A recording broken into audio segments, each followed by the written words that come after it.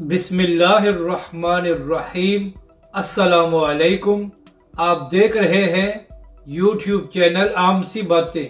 हुकूमत बौखलाहट का शिकार और अल्लामा साद हुसैन रिजवी से खौफजदा।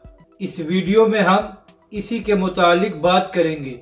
नाजरीन कराम, जब से इमरान खान साहब की हुकूमत ख़त्म हुई है तो मुसलसल ट्विटर पर कुछ लोग आर्मी चीफ पर इल्ज़ामात भी लगा रहे हैं और उन पर तनकीद भी कर रहे हैं, मगर ऐसे अकाउंट्स के खिलाफ ना ही कार्रवाई होती है और ना ही उनको सस्पेंड किया जाता है।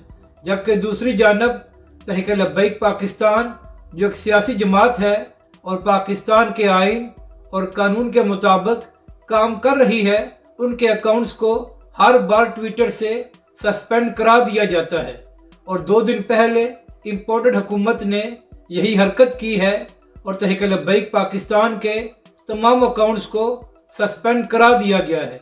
तो इन हुक्मरानों से सवाल ये है कि तुम लोग तहरीक लब्बैक और अल्लामा साद हुसैन रिजवी से इतने खौफजदा क्यों हो कि तुमसे तहरीक लब्बैक पाकिस्तान के ट्विटर अकाउंट्स भी बर्दाश्त नहीं हो रहे।